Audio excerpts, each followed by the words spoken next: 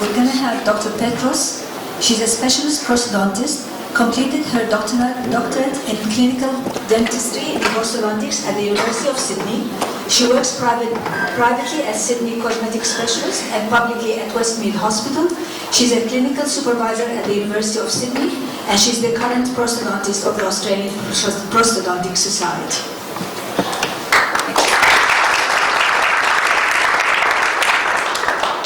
Good afternoon, ladies and gentlemen. It's my pleasure to be here today. I'm going to be talking to you about cosmetic dentistry and what we need to know. So it's an overview about different aspects of cosmetic dentistry and its clinical applications. So to start with, what is cosmetic dentistry? It's using different areas of dental work that has a special focus on aesthetics to improve the smile. Cosmetic dentistry sits within the professional purview of dentistry, so it is unreasonable to separate the practice of cosmetic dentistry from the management and treatment of dental disease and suffering.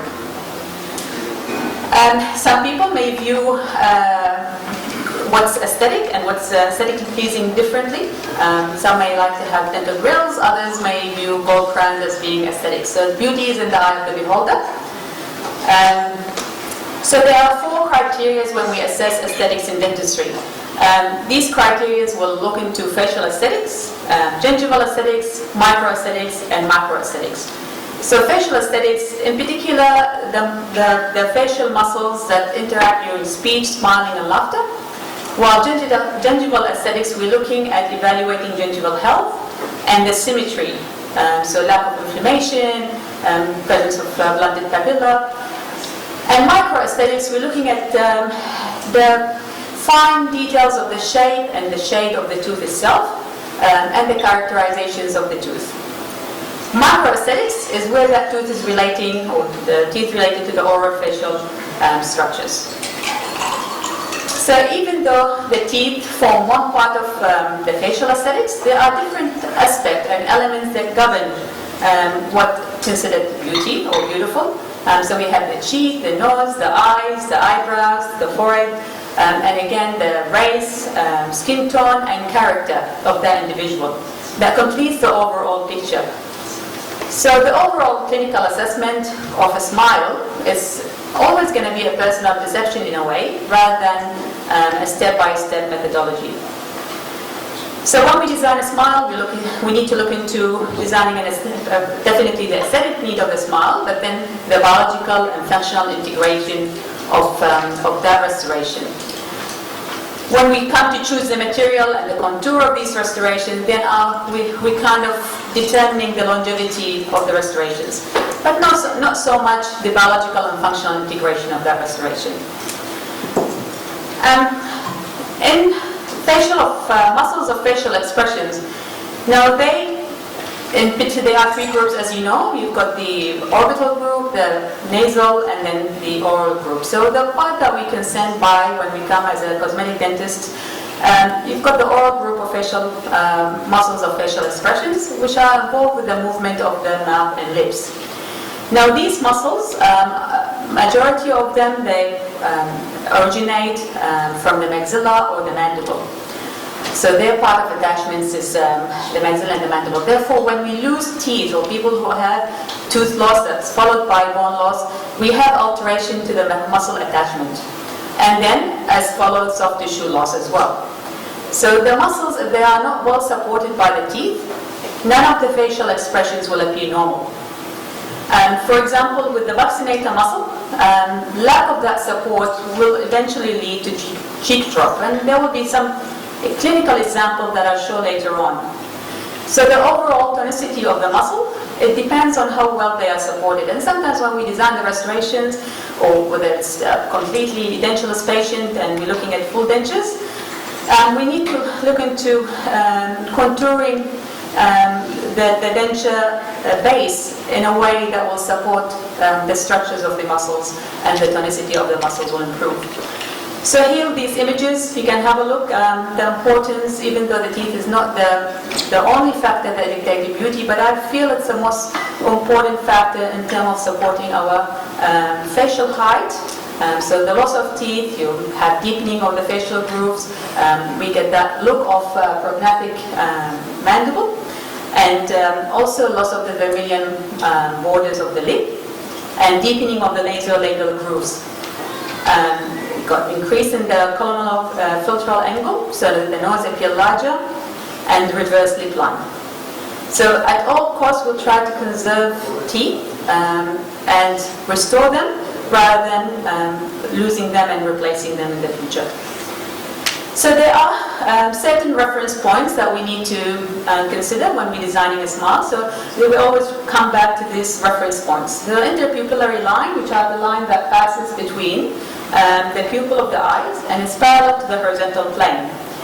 When we design our restorations, we use that line as a reference for the incisal plane, occlusal plane, and the gingival contour. We also look at the midline, which is a line that bisecting the glabella, the tip of the nose, and the chin, the tip of the chin, and that's usually perpendicular to the interpupillary line.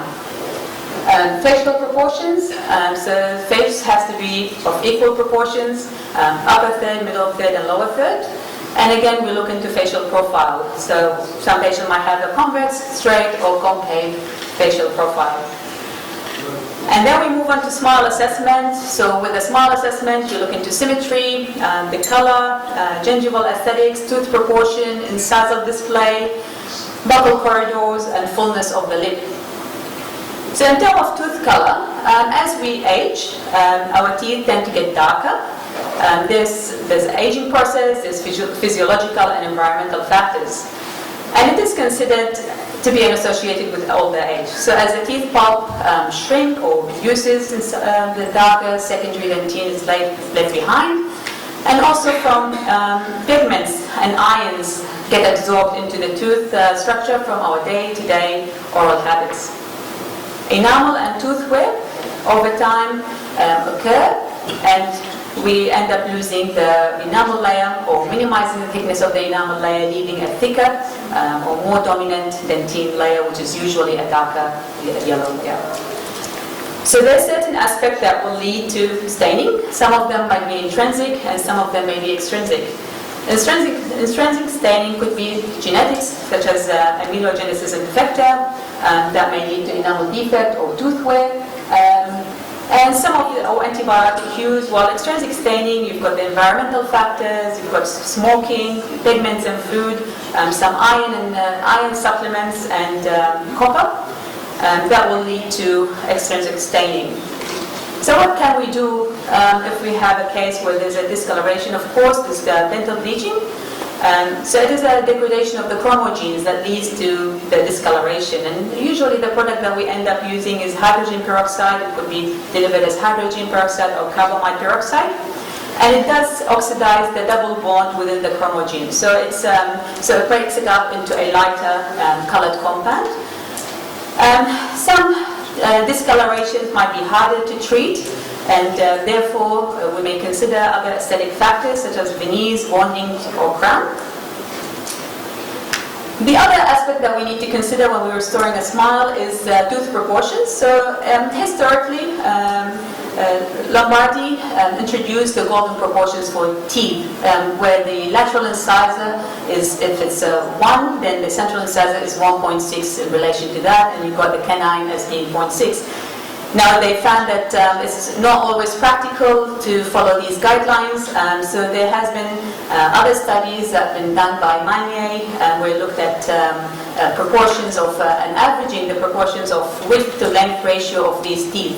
And we use these guidelines to design our restorations later on. So for unworn teeth, centrals, laterals, and canines, they're coming up with numbers. So for example, 78% for unworn centrals, while lateral incisor 73% and canine at 73%.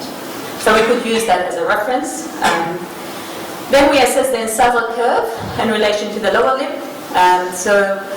Majority of teeth, you'll find the convex lower lip, the teeth is more aesthetically pleasing if the teeth are designed in a convex style as well.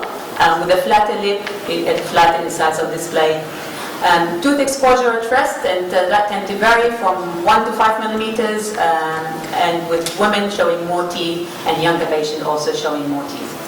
As we lose muscle tone, and that's with older age, the muscles tend to drop, so we end up seeing more lower incisor display than upper incisor display. 5 minutes. Buccal corridors is another factor that we look into. So it's a space at the corners of the mouth, and it's preferred to have a smaller buccal corridors, and there are ways to improve that by expanding orthodontically the dental arch, or by building up restoratively.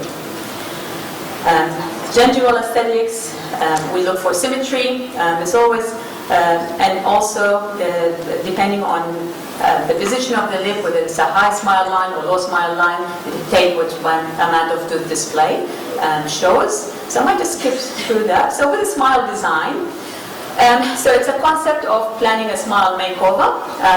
Help us decide on the most suitable choice of treatment, and also it's a good way to communicate to the patient of where we're heading with this treatment. So what we can do is diagnostic models, WhatsApp, templates that we can copy and show the design in the mouth. Digitally, we can also display where the teeth are anticipated to be positioned. And now there's a 3D display of where the smile can be that you show on the patient themselves.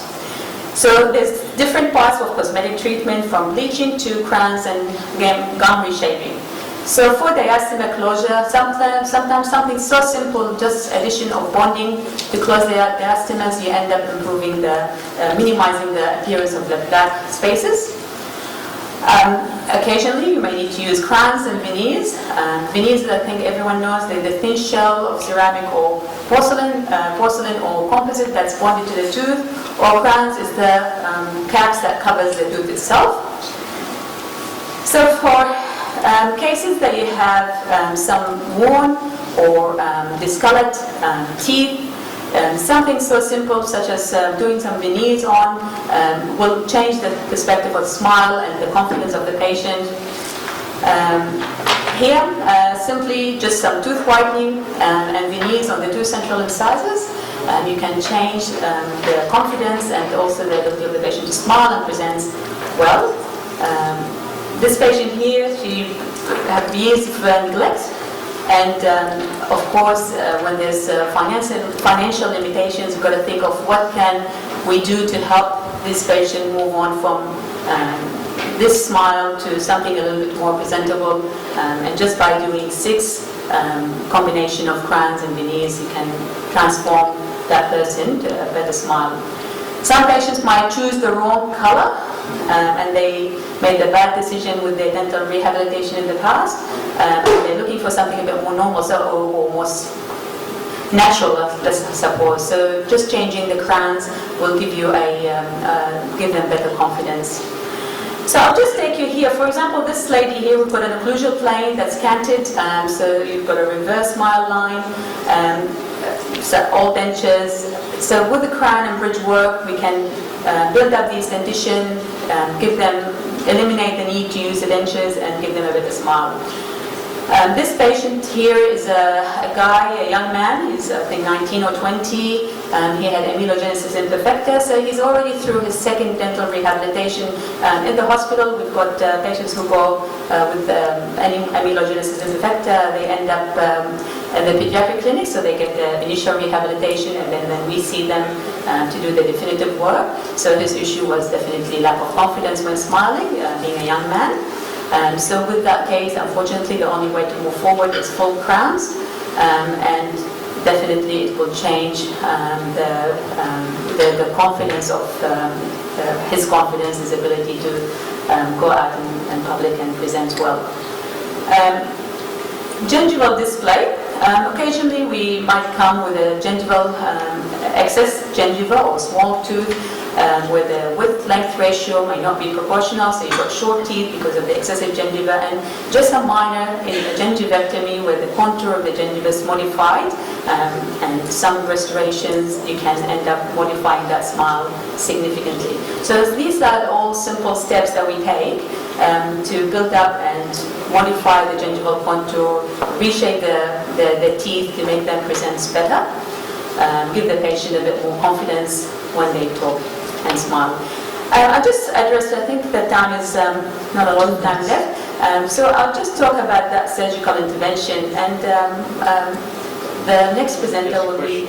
Just up to what age you do these things? Young age, no problem. I've got patients who might be 85, 90-year-old, and they're coming for implant supporting overdentures.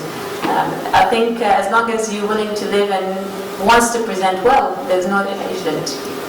No age.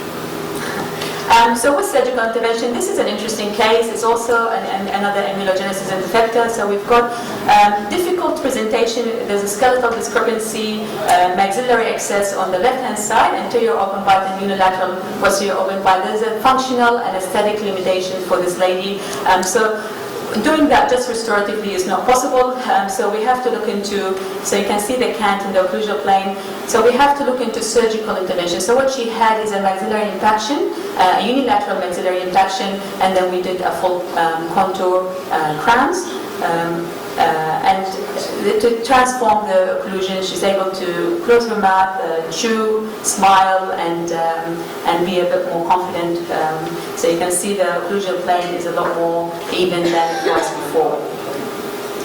Another young man who presented with a class 3 skeletal discrepancy. So he's got, of course, the kind of a concave facial profile.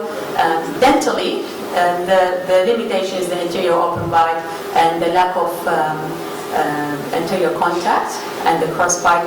So with this case, we work with our maxillofacial colleague and orthodontist to get the teeth of the maxillary advancement. I think we had a mandibular setback as well, and orthodontically position the teeth. He is missing the 2 lateral incisors, and I ended up doing the implants for him for the lateral incisors. But it's the whole planning of this case. So it is cosmetic, but it's also functional integration of his aesthetics. So you can see the occlusal limit presentation of the occlusion with the anterior open bite and the class 3 presentation, and then the class 1 outcome at the end. We can also use implants to restore aesthetics and function. So the implants could be like a single tooth implant, or could be a full arch, 4 implants or 6 implants, depending on what needs. So this patient is very conservative with his smile. He wasn't confident going out in public because of his dental presentation, and just changing his, providing him with a restoration that he's able to function with and smile, boosted that confidence. So you can see the intraoral presentation before, and what he ended up having is an implant-supported maxillary prosthesis because he gags and cannot wear dentures. So that was the most suitable treatment choice for him, and a partial denture in the mandible. And just with that, it just changed its presentation fully. I might just skip that. All right, so just quickly, that case, because I think it does address the soft tissue implication of tooth loss. So this lady here, she presents with, if we look closely at the soft tissue support of the lips, because of the loss of the teeth, definitely the lips and the muscles tend to sink in, because of the lack of the tooth support. We went for implant replacement in the mandible, so implant supported tooth prosthesis, and just a full standard complete denture in the maxilla. Transforming her from that to this, just using a simple upper denture and an implant-supported lower bridge.